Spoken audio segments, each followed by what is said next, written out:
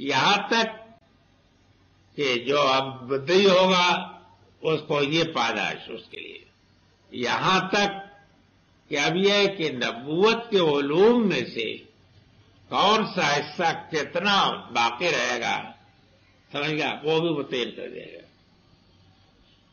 کہ رویا صالحہ وغیرہ جو ہے اس طریقے کی چیزیں جو باقی رہیں گی، اور وہ بھی نبوت کے علوم میں سے کوئی کہتا ہے کہ 42واں حصہ ہے، کوئی کہتا ہے 46واں حصہ ہے، کوئی کہتا ہے 60واں حصہ ہے، اور میں اس میں اور بھی ایک بات کرتا ہوں، وہ یہ ہے کہ اب اگر رویا جو ہے تو رویا بہرحال رویا ہے، اس کو اس وقت تک قبول نہیں کیا جا سکتا جب تک کہ کتاب اللہ کی کسوٹی پر رکھا، اس کی وجہ ہے کہ اس میں شیطان کی مداخلت بہت ہے، سمجھ گیا۔ میں نے شاہ اللہ صاحب کا خواب بھی نقل کیا ہے تزکیہ نفس میں، تو ان کا یہ خواب صاف معلوم ہوتا ہے کہ شیطانی خواب ہے، اس کو کوئی تعلق صحیح رویا سے نہیں۔ تو ابا حضرت کے بعد تو بے شک دروازہ بند ہو جاتے ہیں، لیکن اس سے پہلے جو نبی آتا ہے وہ اپنے بعد آنے والوں کی پیشگوئی کرتا ہے، اور اس زور شور کے ساتھ کرتا ہے کہ واقعہ ہے کہ وہ آنے سے پہلے ہی وہ آ جاتا ہے۔ اب سیدنا مسیح کی پیشن گوئیاں حضرت یحییٰ علیہ السلام نے جس طریقے سے کی ہے وہ انجیل موجود ہے، دیکھیے تو یہ معلوم ہوتا ہے کہ پہلے ہی سے اتنی عذاب دے دی جاتی تھی کہ کسی کو شک کی گنجائش رہے، لیکن حضرت نے بڑی شدت کے ساتھ بند کیا ہے کہ میرے بات کوئی نہیں، اب کوئی امکان نہیں۔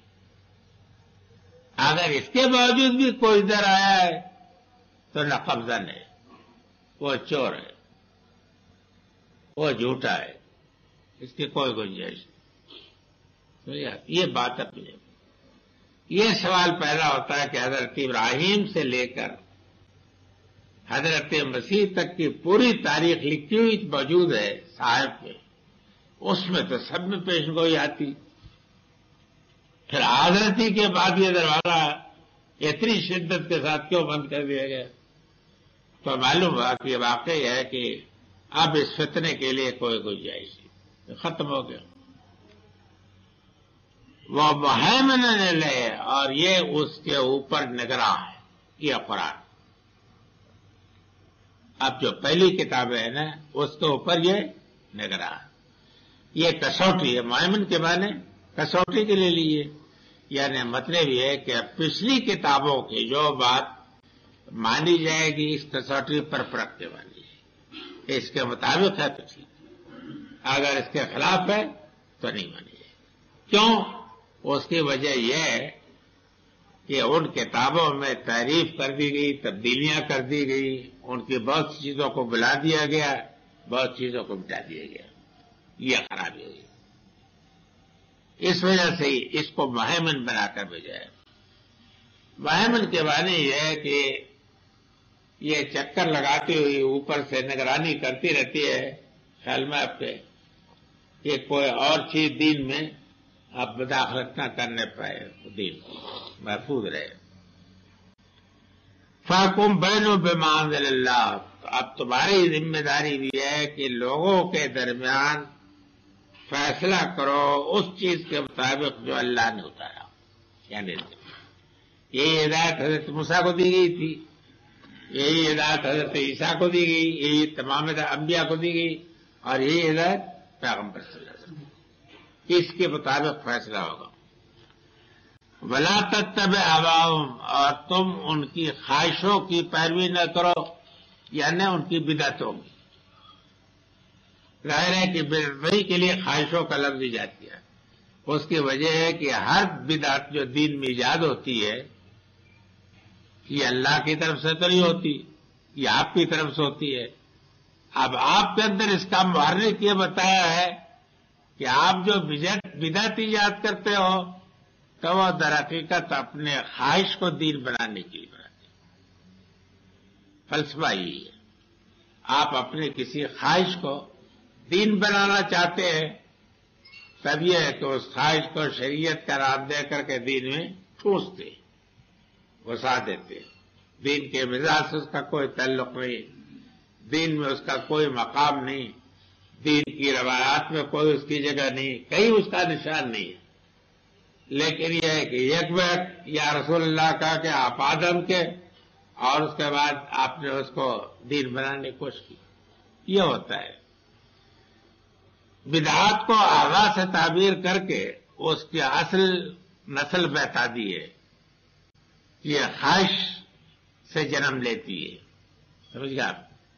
اس کی بنیاد نہ عقل میں ہے، نہ فطرت میں ہے، نہ شریعت میں. سمجھ گئے آپ؟ اس کا رشتہ جو ہے خواہش سے ہے انسان کی. اور خواہشیں جو ہے انسان کی رہنمائی کے لیے نہیں، انسان کو گمراہ کرنے کے لیے. خواہشوں سے دین نہیں وجود میں آتا. سمجھ گئے آپ؟ دین تو وجود میں آئے گا عقل سے، فطرت سے، خدا کے وحی سے، پیغمبروں کی تعلیم سے. تو فرمایا کہ ان کی خواہشوں کی پیروی نہ کرو. اما جا کہ من الحق، ہٹ کر اس حق سے کہ جو حق تمہارے اوپر نازل ہوا ہے. یعنی جب حق نازل ہو گیا تو پھر اس کے بعد آپ ان کے خواہشوں کے، لوگوں کے خواہشوں کے جال میں پھنسنے کے لیے کوئی گنجائش نہیں باقی رہی. سمجھ لیا اس کو آپ نے؟ فرمایا کہ لِكُلٍّ جَعَلْنَا مِنْكُمْ شِرَاطًا وَمِنْهَاجًا. اب یہاں سے ایک تنبیہ ہے. تنبیہ یہ ہے، اس کو اچھی طریقہ سمجھ لیجیے کہ ہر ایک کے لیے ہم نے الگ الگ طریقے اور رسوم مقرر کیے ہیں. اور اگر اللہ چاہتا تو تم سب کو ایک ہی امت بنا دیتا، لیکن اس نے یہ چاہا کہ تمہارا امتحان کرے اس چیز میں جو تم کو اس نے بخشی ہے. تو تم بھلائیوں کی طرف بڑھو، اللہ کی طرف تمہارا سب کا پلٹنا ہوگا، تو وہ تمہیں آگاہ کرے گا ان تمام باتوں سے کہ جن میں تم اب تک اختلاف کرتے رہے ہو. یہ آخر میں ایک بہت بڑی تنبیہ ہے. تنبیہ ہے کہ ایک چیز ایسی ہے کہ جو لوگوں کے لیے آزمائش بنتی ہے اور اس آزمائش میں پڑھ کر کے وہ ناکام ہو جاتے ہیں. وہ یہ ہے کہ خداوند تعالیٰ کا دین تو ہمیشہ ایک رہا، آدم سے لے کر کے ایدم ایک ہے، اسلام. ان الدین عند اللہ الاسلام. لیکن شرعت اور منہاج جو ہے الگ الگ اللہ تعالیٰ نے مقرر کیے ہیں جب جب کوئی دین آیا ہے. اس شرعت و منہاج کے الگ الگ مقرر کرنے کی وجہ یہ ہے کہ اللہ تعالیٰ نے چاہا کہ جب بھی کوئی نیا نبی آئے تو اثر نو لوگوں کا امتحان ہو، پرکھے جائے کہ ان میں سے کون حق کے طالب ہے اور کتنے مت پیشے کے مجنون ہیں. دودھ بات کی یہ امتحان. یہ ظاہر ہے کہ یہ امتحان اللہ کی سنت کا تقاضا ہے. اللہ تعالیٰ جو ہے اگر ایک ہی حالت پر لوگوں کو پڑا ہوا چھوڑ دے، کوئی کسوٹی ایسی نہ مقرر کرے کہ جس پر لوگ پرکھے جائیں، تو ہر چیز زنگ آلود ہو کر کے اور ہر چیز کے اوپر کائی لگ کر کے، ہر چیز کے اوپر پھپھود آ کر کے وہ چیز بالکل ناکارہ ہو جائے. سمجھ گیا؟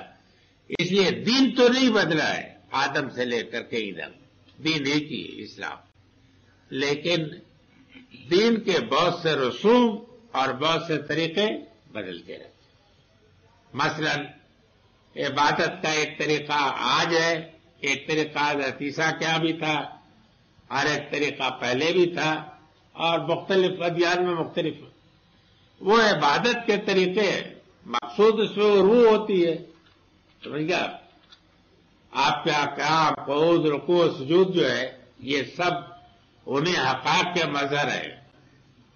لیکن بہرحال یہ مظاہر ہے، یہ حقائق تو نہیں. سمجھ گیا؟ یہ مظاہر ہے. سوال یہ ہے کہ مظاہر کو ایک ہی کیوں نہیں رکھا؟ شروع سے ایک ہی رکھتے، اسی طریقے سے نماز پڑھی جاتی، اسی طریقے سے روزہ رکھا ہے، اسی طریقے سے سب کام کیے جاتے. تو اللہ نے کہا کہ چونکہ ہم نے انسانوں کو یہ ضروری سمجھا کہ ہمیشہ پرکھے جاتے رہیں. ان کو بیل کی طریقہ سے نہیں بنایا تھا کہ ہمیشہ ایک ہی ڈگر کے اوپر ہل چلنا اس کو، بلکہ انسان بنایا تھا تاکہ یہ سوچنے والے سمجھنے والے ہوں اور یہ آزمائش میں ڈالے جائیں اور اس آزمائش میں ان کو پرکھا جائے کہ حقیقت کے طالب ہیں یا رسوم کے فرشتہ ہے. یہ آزمائش دین کی حکمت ہے، اس سے آپ بچ نہیں سکتے. سمجھا؟ یہ سمجھ لیجئے کہ آزمائش بہرحال مرتے دم تک آپ کی ہوتی رہے گی. سمجھا؟ یہ زندگی کی جزیات میں جس طریقہ سے آزمائش ہے اسی طریقہ سے دین کے جو نظام رہا شروع سے آخر تک، آدم سے لے کر کے محمد صلی اللہ علیہ وسلم تک، اس میں بھی یہ بات ہے کہ ہر نبی جو آیا ہے تو اس نے رسوم میں کچھ تبدیلیاں کی، طریقوں میں کچھ تبدیلیاں کی، ظواہر میں قوالب کہیے، قوالب میں اور ظواہر میں کچھ تغیر کیا ہے. کیوں؟ تاکہ آپ کی یہ کروٹ بدل کے دیکھ لیا جائے کہ ادھر کہیں زنگ تو نہیں لگ گیا، ادھر کہیں خالد تو نہیں لگ، ادھر کہیں بالکل ہی سست تو نہیں ہو گئے آساب. اس کو مثال کے طریقے پر کئی جگہ اس بات کو بیان کیا ہے. جیسے آیت ہے لکل جلنا من سکن ناسکو فلاح ناز کا فلم، کہ ہم نے ہر ایک کے لیے جو آداب و قوالی مقرر کیے ہیں، یہ اندھے مرید جو اسی کی پیروی کریں گے تو تمہیں یہ جھگڑنے کا کوئی موقع نہ پائے، تم بھلائی کی طرف نیکی کی طرف رہو، یعنی اصل مقصود کو اپنا بناؤ. قبلہ کے متعلق مثلا اس کی بہترین مثال ہے جو بقرہ میں گزرا ہے کہ سوال یہ ہے کہ کچھ دنوں تک بقرہ چھوڑا گیا ان کو بیت المقدس کے اوپر، اور اس کے بعد اس کی تبدیل کر دی اور حرم کی طرف پڑ گئے. اس کے حکمت قرآن مجید نے یہ بیان کی ہے کہ اللہ تعالیٰ نے یہ چاہا کہ تمہارے لیے امتحان کا ذریعہ بنے تاکہ وہ دیکھے کہ تم میں سے کتنے حقیقت کے طالب ہیں اور کتنے رسوم و قوالب. یہ بیان کیا، اس میں کوئی شبہ نہیں کہ یہ ہے حقیقت معلوم ہوتی ہے. اس لیے کہ اللہ تعالیٰ کو قبلہ ابراہیمی کے متعلق تو اللہ تعالیٰ سے زیادہ کسی کو نہیں معلوم تھا. بیت المقدس بھی اگر بنا تھا تو وہ تو بیت اللہ کو قبلہ بنا کے بنا تھا، جیسا کہ میں نے آپ کے سامنے بیان کیا. یہ تو سب معلوم تھا نا. لیکن یہ ہے کہ شروع میں وہ قبلہ اختیار کیا گیا اور اختیار کرنے کے بعد ایک وقت آیا کہ جبکہ وہ بدل دیا جائے. اس بدل دینے کی وجہ سے پورے اسلامی معاشرے میں ہلچل برپا ہوئی کہ نہیں ہوئی؟ ہر ایک کو جاگنا پڑا، ہر ایک نے کروٹ بدلی، ہر ایک نے اپنا جائزہ لینا شروع کیا. اور واقع ہے کہ وہ تمام لوگ کے جو حقیقت پرست تھے وہ اس امتحان میں بھی کامیاب رہے اور ٹھیک انہوں نے راستہ وہ اختیار کر لیا.